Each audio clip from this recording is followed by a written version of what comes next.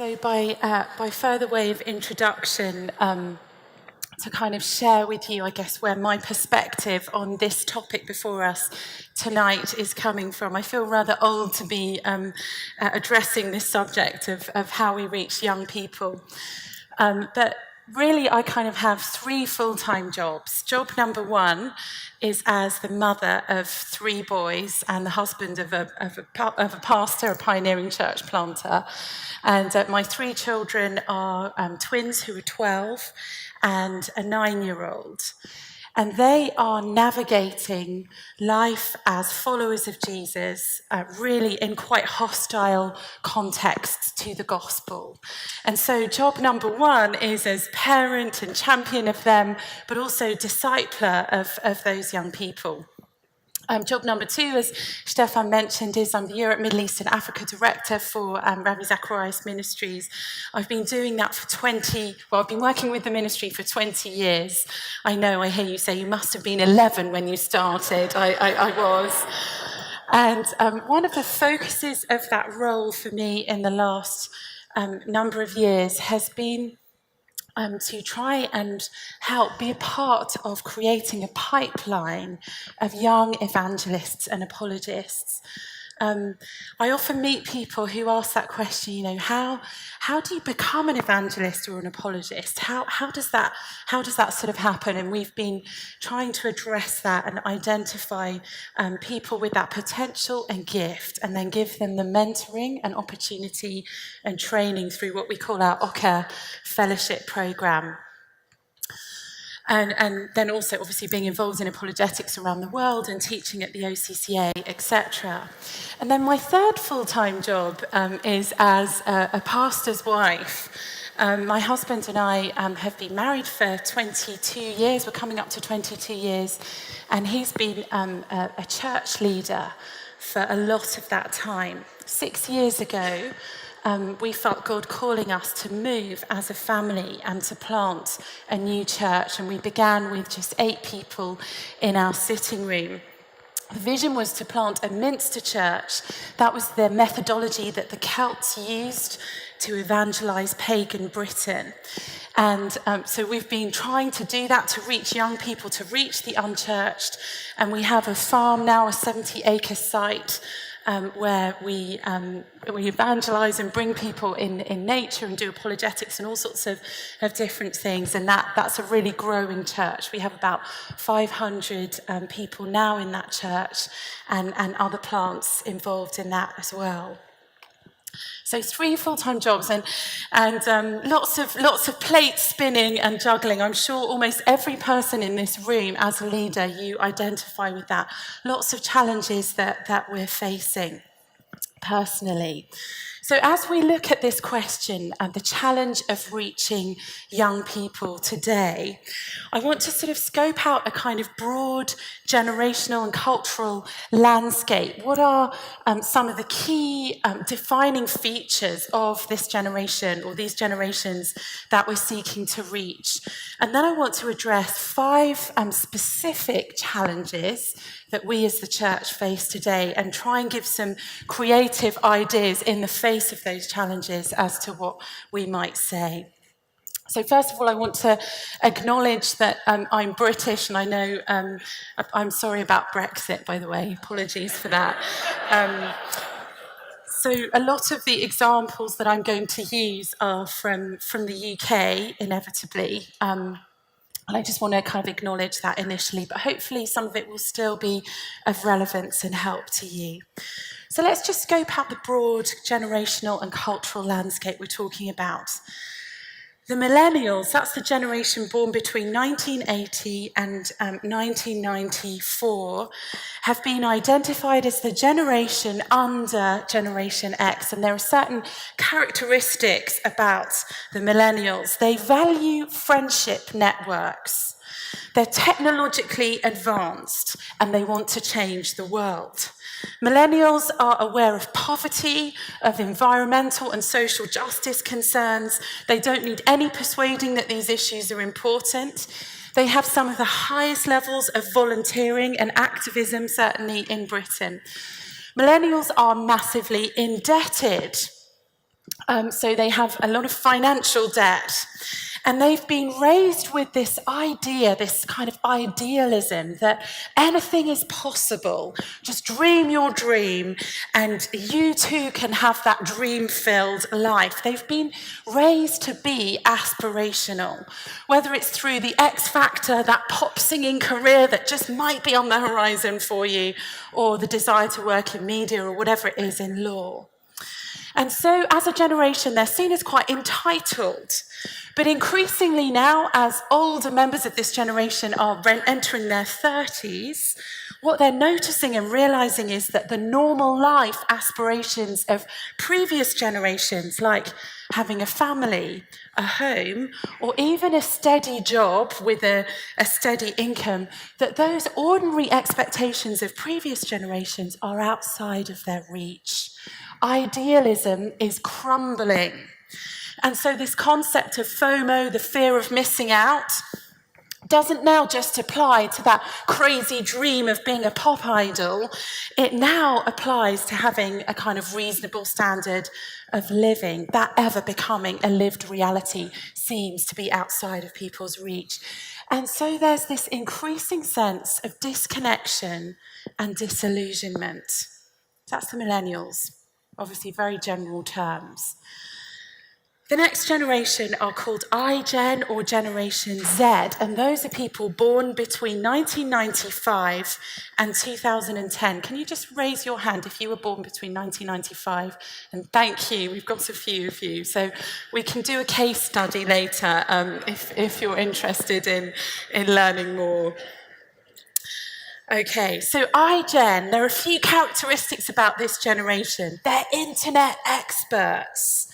Okay, my children fall into this category. I'm already that granny who needs her phone to be rebooted by her 9-year-old. But iGen, Generation Z, are online all the time, find answers to any question at warp speed. Generation Z or iGen can multitask across multiple different screens or monitors at once and make a lightning round through Twitter, Instagram, Facebook, Gmail, Snapchat, all sorts of memes and vines and periscopes and elaborate Snapchats. They have dozens of accounts, if not on hundreds of platforms, and barely ever want to put their phone down for 10 seconds to even eat lunch. Okay, so highly, highly connected and highly able at multitasking, but also accessing information, including specific information. iGen or Generation Z would rather message digitally than talk in person. They'd rather have a digital conversation than a real-life discussion in many cases. So think about the potential of that. iGeneration or Gen Z look up to YouTubers. So the new idols, the new celebrities are the internet stars. There's even this phase of watching people on YouTube play video games. I know it sounds crazy, but those people who film themselves whilst they're playing a video game have millions and millions of subscribers. The beauty vloggers or the online comedians who've never been on terrestrial TV, who've never been in a Hollywood show, are the celebrities of this generation. And if we want to reach them, we need to educate ourselves about the landscape in which they live. For Generation Z, 9/11 was a seismic event in their childhood. Most will remember exactly where they were when the 9/11 attackers struck, and will have some sort of frightening memory or this sense of the hostile world and the reality of terrorism, etc., around the corner. That has shaped the psyche of this generation. The global recession has also affected Generation Z's outlook. Many of them will have come of age in a context where parents were struggling with the financial realities of that recession. Generation Z are determined to turn their hobbies into jobs. They don't sort of imagine their life as having a kind of standard job, perhaps that their parents had, that they think what they love to do will be what will make them money. And they're often quite entrepreneurial, they're self-starters. They look up to companies like Uber or Facebook or PayPal, companies that have emerged quite quickly and have changed the landscape of how things operate in culture. Generation Z are stressed out. They're stressed out, fretting, not just over small things, the multitasking that they're doing or the threat of exams or whatever, but over bigger picture issues like the economy and like the environment, or like the threat of world war and the prospect of the current individual in the White House. I can speak from experience of that, of my 12-year-olds wanting to discuss those kinds of issues with their friends. Generation Z prioritise quality over quantity. They're incredibly selective about the products they buy. Marketers know this. All sorts of research has been done into this. They have made it painstakingly tedious for marketing to get through to them.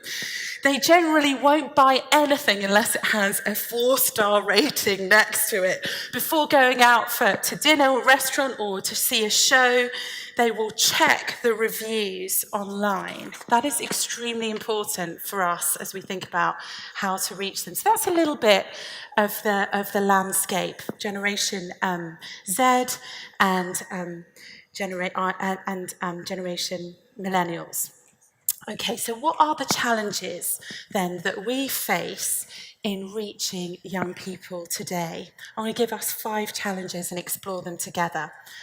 The first challenge is that as the Church of Jesus Christ, we are almost nowhere on their radar. We are almost nowhere on their radar. If you look at the statistics from my country, the drop in church attendance from 11.1% attending church on a Sunday in 1980 in the UK to 4.7% of the population attending church on a Sunday in 2015. That is a dramatic drop statistically, but it is far more dramatic when you look at that statistic for under 40s in the church. In the area where my husband and I are church planting, less than 1% of young adults, so under 30s, including teenagers, are in church. Less than 1%. And yet when we moved there to plant a church, many Christians thought of it as a place where there are a few churches. When my children started at school, they were the only churchgoers in their year, and there were 2 other Christian families in the entire school. For the majority of parents that we met through the school, we are the only Christians they have ever met. If you look at the Bible Society's Pass It On report published in 2014, looking at child biblical literacy, this is what they reported. Even for those stories that appear to be favourites, around a quarter of children indicated that they had never read, seen, or heard of Noah's Ark. 23%. That's in Britain. So I wonder what it is in the Czech Republic.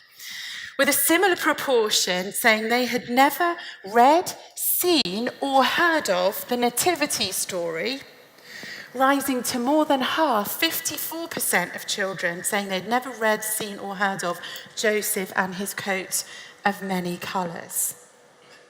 You will know the reality in your own nation and church. You may not know the statistics, but by experience, you will know that the situation for us currently in reaching young people is tough. And if we're really honest, even the larger city centre churches that attract a lot of students or do seem to be filled with young people, perhaps have a few hundred young adults, they primarily tend to gather people who grew up in Christian homes. That's still an extremely important thing to do. That's not at all to denigrate that. We desperately need that to be done. But that shows us the scale of the task of evangelism. When we think about how small the church attendance statistics must be in the smaller provinces and churches that are in smaller communities, if the larger churches in city centres, if their statistics are reflected in the across-the-board small level of people going to church. A few years ago now, I was part of the Archbishop's evangelism task group in Britain, looking at how we might think about evangelising the UK. And alongside all sorts of partner organisations, some research was commissioned called Talking Jesus. It was conducted by ComRes, and the vision was to research perceptions of Jesus, Christians, and evangelism amongst 11 to 18-year-olds, okay? So perceptions of Jesus, Christians, and evangelism. This study found that 45% of 11 to 18-year-olds do not know at all in their life a practicing active Christian. And they defined a practicing active Christian as someone who goes to church once a month and reads the Bible once a month. So it's a pretty low bar. 45% didn't know a person who was a Christian. So that's challenge number one. We are almost nowhere on the radar of these two generations, the millennials and iGen. So let's think about how we might start getting onto the radar. How might we begin? I want to suggest that, firstly, that it might be worth connecting with the challenges that young people inside the church are facing. The young people that we do have, and to begin with them. So for us at RZIM, about 5 years ago now, we began to think about this question: how might we connect with meeting the challenges of young people inside the church? We're involved in a lot of university evangelism. We're going into secular universities all over Europe and all over Africa actually as well, and seeing students, university students, make that first time commitment to Jesus Christ during a mission week. And it's amazing, it's exciting. But what we also observed is that the back door of the church was wide open. So while all of this effort was going into to reaching unchurched university students, those that had grown up in the church, in Christian homes, were just leaving in droves. And why were they leaving? Well, anecdotally, hundreds and hundreds of conversations that I had, at least a part of why they were leaving is that the questions and doubts that they struggled with had never been addressed in church as they'd grown up. They'd sought answers to questions, but had just found that they were told, well, you know, if you even ask that question, you're doubting, and so you're sinning. To even ask a question about suffering in the world, how could a loving God allow the suffering in the world? To articulate that question in a Christian context put you in the category of someone who was backsliding and therefore a danger to others because your questions might be infectious. And so some with great sorrow found that they were just leaving. So we started a ministry called Reboot, which is aimed at 11 to 18-year-olds, no question off limits, and trying to kind of expose young people to some apologetics, and not simple apologetics, some really good stuff. So John Lennox and Nabil Qureshi and others came and just poured into the young people. I had very little faith for this. After all, apologetics is extremely niche, even for adults. It's not exactly a major pastime for most people. So how many 11-year-olds are going to want to come to something like this? We've been blown away by the response, and now Reboot is happening in multiple countries across the world. We attempted to let the young people set the agenda. Let them ask the questions. Let them decide what the talks were going to be on. For every talk, to make sure that it was less than 20 minutes and that there was at least 20 minutes of questions after the talk, to have multiple times of open questions, to have what we call balloon stations where we put balloons up and have apologists there in person saying, in all the breaks, in all the lunchtime, if your question hasn't been answered, come and I'll be there. I will talk to you one-on-one, and we'll be here until the last person has wanted to leave. We used an app called Pigeonhole, which allows people to ask questions publicly without their name being on it, but also allows other people to vote on their question, so that the young people really were deciding what the questions were. And we found that by creating a space where young people could set the agenda around the content and where they could drive the questions and pin us to the wall about really difficult things, we found that they made commitments to Christ themselves and that they wanted to bring friends who weren't even believers. And so that's one small way in which we've begun. And we've learned from that not to be afraid of young people's questions, but to invite them. How else might we begin to get on the radar of this generation? Perhaps we might think about the church both as physical site and as people. We might begin to ask about the spaces we operate in, the physical spaces we operate in and inhabit, and sort out the sign language, the banners, the communication, sort out what we are saying about the church in what young people see when they just look at the physical space. Is it intriguing? Is it relevant? Is it creative? Is it a place where the curious are invited? Is it welcoming? Is it clear how to get in, how to come, how to access things? Does it connect with them? But the church isn't primarily a space or a site. Of course, the church is people. And we, the people, are out there all the time in the world. And as we go, is the church, is the gospel going with us? Is the gospel there at the school, at the doctor's surgery, at the hairdressers, in the cafe, on public transport? The places that people are we, as followers of Jesus, present, inviting people, connecting with them and with their questions. And one tool that we have developed to help do that is called belief mapping.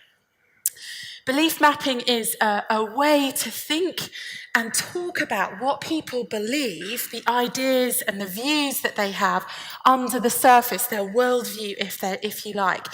And it helps people to see and understand their own presuppositions and assumptions and underlying beliefs. And it's also a way that they can hear the gospel and respond to questions about purpose and happiness and truth. It's a one-to-one survey that a Christian believer does with a non-believer. There's a paper survey and an online system that analyzes the results, and a response page which comes immediately and provides information to that non-believer, to that person, about what their belief map is. But it also enables you as a leader to map and the belief trends in the area that you are trying to reach. The survey has been deployed so far in over 100 locations, including Australia, South Africa, Britain, America, Peru, Spain, Macedonia, Romania, Nigeria, lots of places. It's available in English, French, Spanish, Mandarin, Chinese, and Korean, and it's something we're developing. So that might be something you can think of. A third way of getting on the radar would be online space. Most people will never visit something new or engage deeply with something online without reading the online reviews. Think about the cinema, the film you go and see, the restaurants, anything, even a YouTube video. You're not going to watch it unless you've seen the likes or the reviews. And so we need to think about that in our online evangelism presence, or in the way that we're inviting people into physical spaces to hear the gospel. Is your online presence welcoming, clear, up to date, and crucially, well reviewed? Fourthly, young people themselves need to be equipped not just to have their questions answered, but also to evangelize and to pioneer something themselves. The Talking Jesus research found that 1 in 4 young people admit that they're afraid of causing offense all or most of the time. That was across Christians and non-Christians.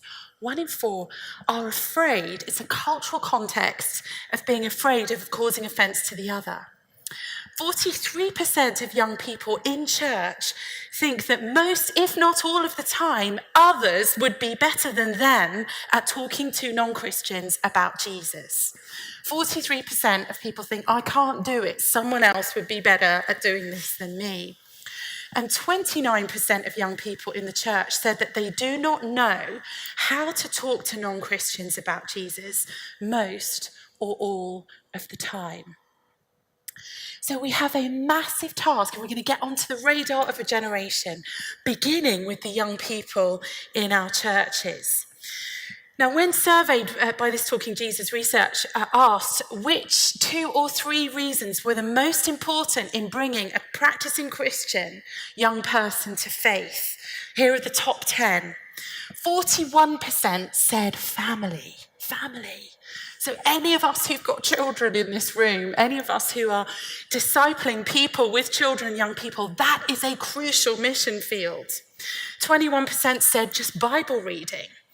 17% Sunday school, 15% a school with a religious connection, 15% a church service, 14% a spiritual experience, 13% visiting a church building, 13% a youth group, 11% a church-based youth service, and 11% a conversation with a Christian.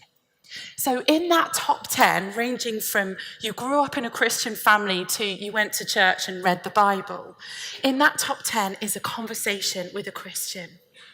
But remember, 43% of young people in church felt totally unequipped to do this. Imagine if we equipped young Christians to have conversations that would count. Imagine if we put energy and resource behind that, what might happen? Now, when surveyed, 56% of non-Christian young people in that 11 to 18 bracket said they felt comfortable being talked to about faith and having a conversation about Jesus. They felt fine with someone doing that with them. But 16% of non-Christian young people were interested in experiencing or encountering Jesus after they had been spoken to. So 56% were open to a conversation, but 16% only were interested in encountering Jesus after that conversation. And 35% said they felt glad they didn't share the same faith as the Christian after the conversation. When I read that statistic, I was heartbroken. But it tells me something about where our priorities need to lie as Christian leaders if we care about reaching this generation. We need to seriously think about how we equip young people to evangelise and pioneer. I'm going through this with my 12-year-olds. In September, they started in a new school.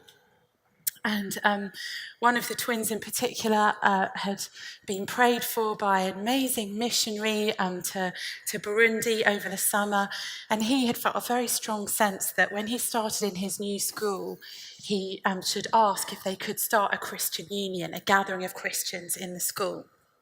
It's a boys' school, and they arrived, and a few weeks in, I knew about this. I knew that it was sort of in the back of his mind that it was something he wanted to do. But about 3 weeks into term, he came into the kitchen about 9:30 at night and said, "Mummy, I've just sent an email to this particular teacher at school, and I've asked him if we can meet up in first break tomorrow because I want to start the Christian Union." I sort of went inside and then thought, okay, be calm, be calm, be calm. We prayed together. That night, my husband and I got on our knees and prayed, cried out to the Lord that this would be an encouraging experience for Zach, that it would be, it would not be a sort of shut him down moment. And he went to the meeting with the teacher. The teacher's opening line was, "I have been praying for this for 4 years. 4 years ago, I went to the head and asked if we could start a Christian union. And he said, no, it would have to be a student initiative. If a student initiates it, then I'll let you support it, but you can't start it." So he said, "You have no idea how encouraging this is." And then my other twin as well, they went along, the two of them. And then suddenly another Christian appeared in their year group, and they began the Christian Union for year 7 and 8. So that's from 12 years old to 14-year-old boys. 3 Christians. They plastered the school in posters, and teachers went down and took all the posters down, and they just decided to begin. And my husband and I were praying for them and trying to support them without taking it over. So we didn't discuss what they were going to do on the first week, and bearing in mind they're 12. So after they had no idea if anyone would come, and about 28 boys turned up to the first meeting of the Christian Union. So I said to them, "What did you do?" They said, "Well, we got up one at a time and we shared where we're at with God, and about Jesus and the resurrection and how God's real and the Holy Spirit and what he means in our lives. And then we made every other person get up and say where they're at with God and what their questions are." And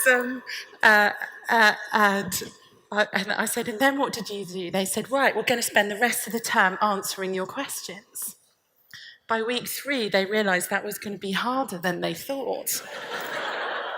But it's been amazing. At the last meeting of the first term, they had 50 boys at this Christian Union.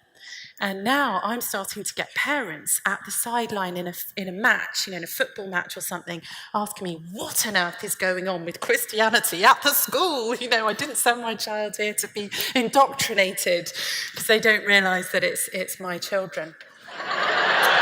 So...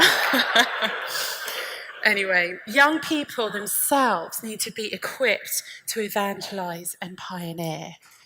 And if you, as an adult, have evangelised and pioneered anything, it's really exciting. You see God doing amazing things. I've had the privilege of talking with the boys about different boys they've prayed for, and they've asked Jesus into their life. And, my son is struggling. He's trying to keep 1 week ahead of the questions of the other boy. We know this as leaders. It's hard work to pioneer. Let's get behind our young people, our own children, the children in our churches, the children in our movements. Wow, I need to speed up.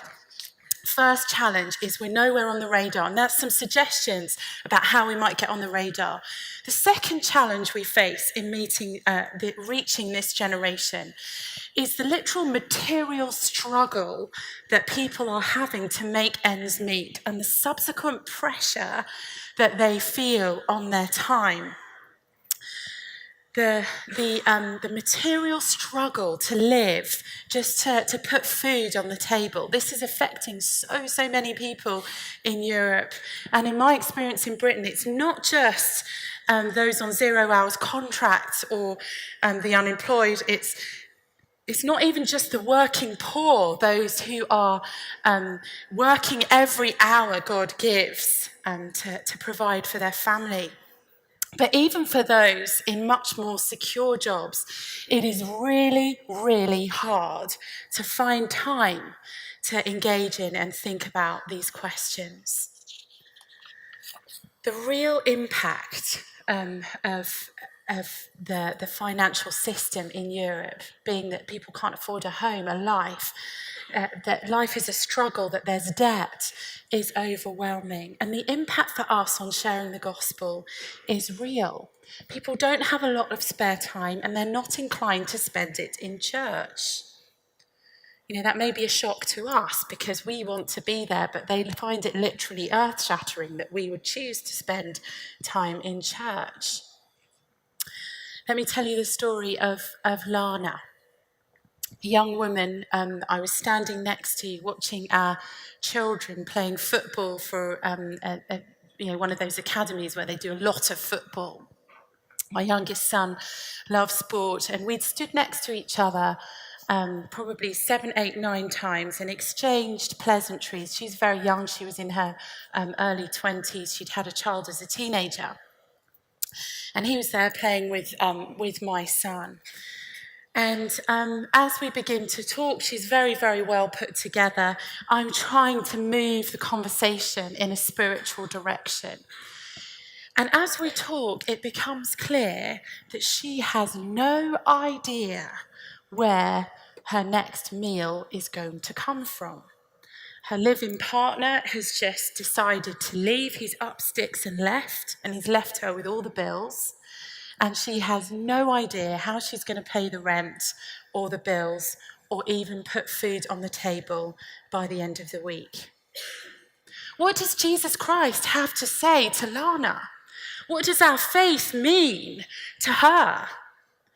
You know, all the apologetics in the world and the best Christian exploration course in the world isn't going to help her if she literally hasn't got the money to put petrol in the car to be able to get to that meeting. Reaching this generation is going to mean preaching the gospel in a context where people are time poor as well, potentially, as materially poor. So how might we begin to do that?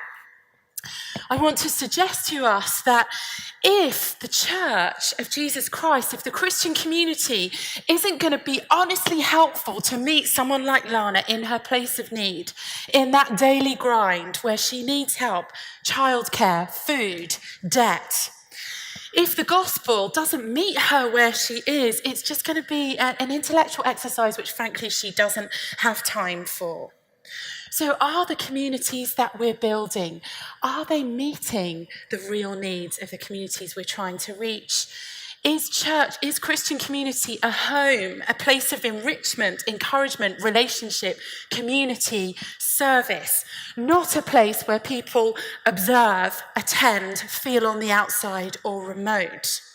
And in terms of our evangelism, can we think about taking the gospel and that proclamation of the gospel into the workplace, at lunchtime or at those evening events, aimed at reaching people where they spend the majority of their time, rather than expecting people to come to us. In the City of London, in a large bank or at one of the top consultancy firms, I've had the privilege of being the evangelist who goes and speaks in that 6 p.m. networking hour with drinks and a talk and a Q&A. But what about the other workplaces where people are working, perhaps a regular business breakfast or a Christmas event? I had the privilege of praying with Lana at the side of that football pitch to meet Jesus, to encounter Jesus. And if he's not for her, we may as well pack up and go home. This is so important for reaching this generation. Thirdly, the third challenge we face, and quickly, is anxiety. the anxiety epidemic. In 2013, there were 8.2 million medical cases of anxiety recorded in the UK. In England, women are almost twice as likely to be diagnosed with anxiety disorders as men. But there's been a massive increase of young people being admitted to hospital because of self-harm. And over the last 10 years, that figure has increased by 68%. Young people are chronically anxious. Young adults as well as adolescents struggle with this in day-to-day life.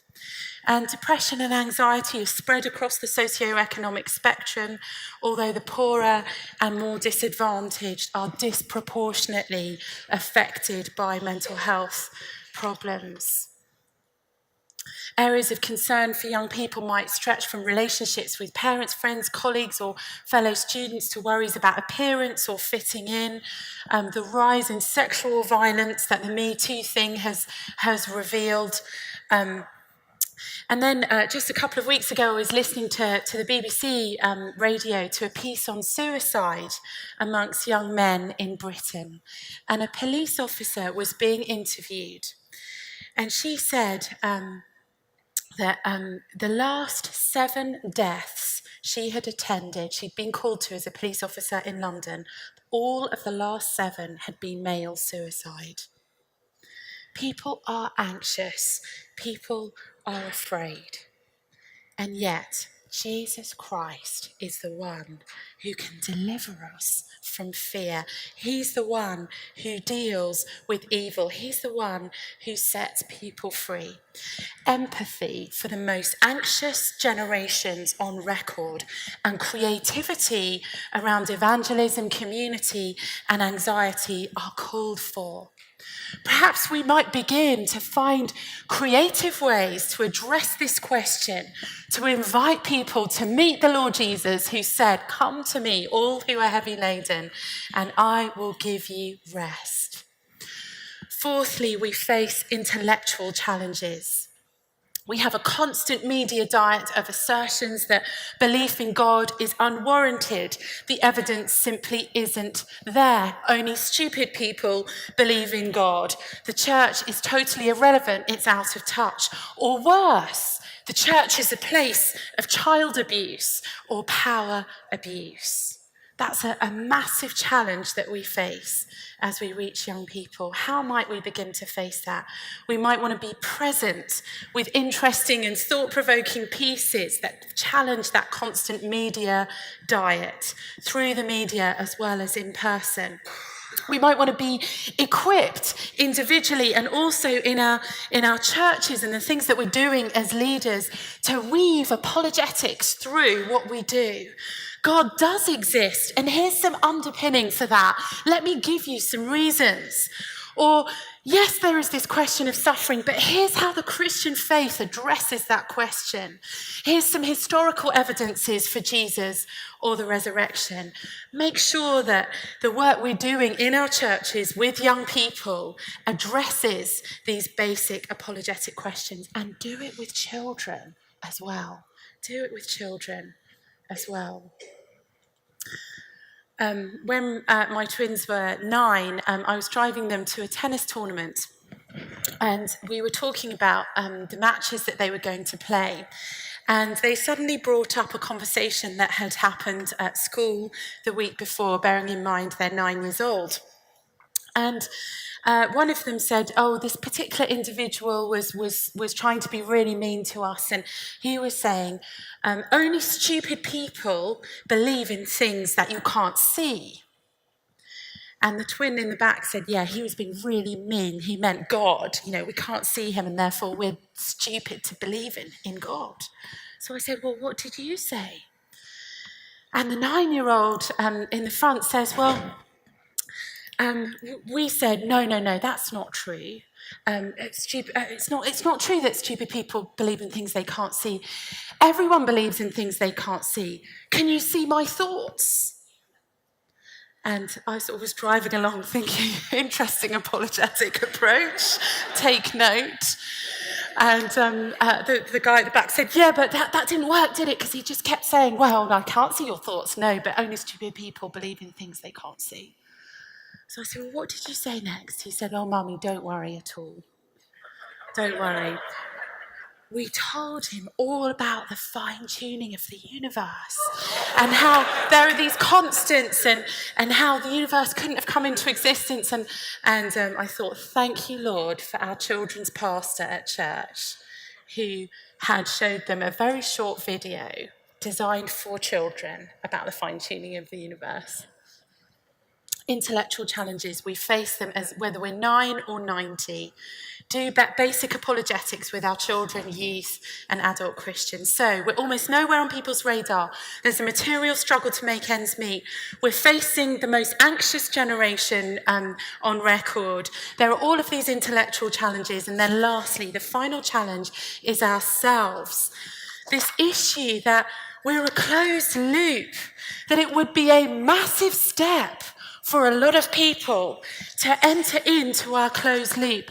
I was going to do a section on the question of the echo chamber, the bubble, those bubbles that exist, and whether the church actually functions a bit like that. It's easiest to see in politics where there's a defined view to search for on the internet, and how the Facebook and other algorithms suppress opposing content.